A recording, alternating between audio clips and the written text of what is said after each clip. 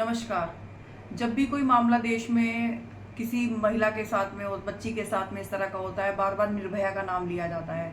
मामला 2012 का था, लेकिन 2012 से लेके अब तक क्या बदला है? मेरे ख्याल से तो कुछ नहीं बदला है, कुछ भी नहीं बदला है। बार बार वही दरिंदगी महिलाओं के साथ में होती है। पूरा देश जल उठता है, लोग सड़कों पर उतरते हैं, कैंडल मार्च निकालते हैं अपने न्याय के लिए, अपनी बच्ची के न्याय के लिए। माता पिता को पुलिस स्टेशन से लेके कोर्ट तक जगह जगह तक धक्के खाने पड़ते हैं। यहाँ तक कि कोलकाता में जो मामला हुआ है उसमें माता पिता को 12 घंटे तक थाने में बिठा के रखा गया। तो ये कैसा न्याय है? कैसा न्याय है जिसके लिए एक परिवार को दर दर की ठोकरें खानी पड़ रही हैं? चाहे देश की सेवा करने वाली कोई पुलिस कर्मचारी हो, चाहे लोगों की प्राणों की रक्षा करने वाली डॉक्टर हो, कोई भी नहीं बची है। सब इन लोगों की जो दरिंदगी है, मानसिकता है इन लोगों की, सब इनकी रडार पर है। इनके लिए बोला जाता है, कुछ महिलाओं के लिए बोला जाता है कि छोटे कपड़े पहने हैं, छोटे कपड़े पहने हैं। 2 साल, 4 साल, 5 साल, 6 साल की बच्ची ने कौन से कपड़े पहने थे? उधर कलकत्ता में ऐसे हुआ, फिर उत्तराखंड में एक नर्स के साथ में यही सेम यही हो गया। उसके बाद फिर अब मेरठ में एक 2 साल की बच्ची को माँ के पास से उठा कर ले गए, और लेकर भी गए, साथ में उसका मर्डर भी कर दिया। ये क्या हो रहा है देश में? ये ठंडा नहीं हुई थी, ये आग ठंडी नहीं हुई थी, फिर बदलापुर में ऐसा ही हो गया कि बच्चों के साथ में एक कर्मचारी ने इस तरह की हरकत की।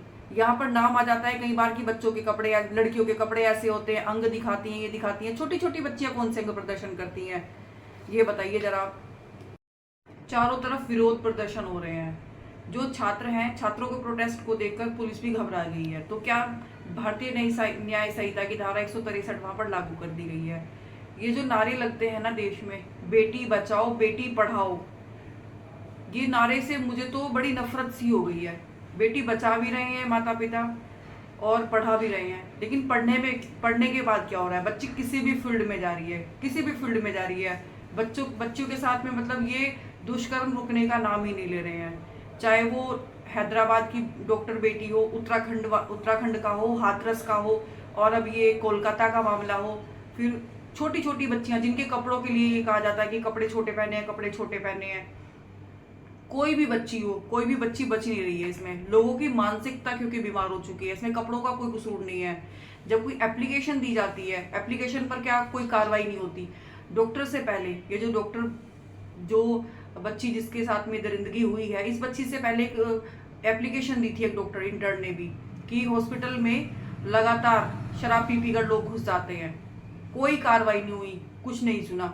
लेकिन जैसे ही ये मामला हुआ, जो प्रिंसिपल है उसके भी सारे गड़े मुर्दे जितने भी थे सब उखड़ के आ गए। सारी की सारी की यहाँ पर मानव शरीर के जो अंग होते हैं उनकी तस्करी होती है, ये होता है, परीक्षाओं में ये होता है। मतलब एक एक चीज करके पॉइंट टू पॉइंट सारी चीजें खुलती जा रही हैं। और अब भी सीबीआई के पास में मामला चला गया है। जो चीफ जस्टिस ऑफ इंडिया है, उन्होंने स्वतः इस मामले का संज्ञान लिया है। और देखिए आगे आगे जैसे और मामलों में, आरुषि में हुआ है, निठारी कांड में हुआ है, सुशांत सिंह राजपूत के मामले में हुआ है, सीबीआई ने जांच की है। लेकिन सुशांत सिंह राजपूत के मामले में भी 4 साल बाद भी रिजल्ट 0 है।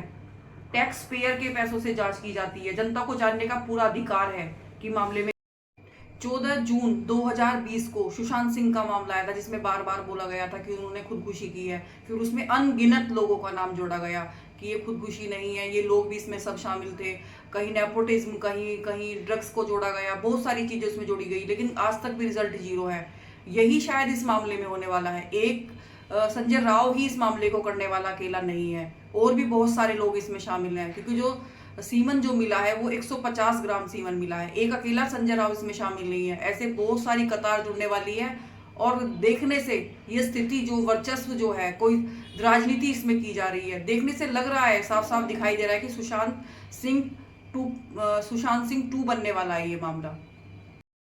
जिस तरह की राजनीति इस मामले को लेकर की जा रही है, ये जो कोलकाता में बच्ची के साथ में दरिंदगी हुई है, साफ दिखाई दे रहा है कि ये मामला सुशांत सिंह राजपूत पार्ट 2 बनने वाला है। क्योंकि कभी ममता दीदी को कुर्सी छोड़ो, कभी बीजेपी को टारगेट करो, सरकारों को ही टारगेट किया जा रहा है इसमें। दुर्भाग्य की बात तो ये है कि जब बच्चों के साथ में दरिंदगी होती है तो उसे खुदकुशी का नाम दे दिया जाता है। और माँ बाप को भी घंटों थाने में इंतजार कराया जाता है। उधर पोस्टमार्टम के बाद में एफआईआर दर्ज होती है।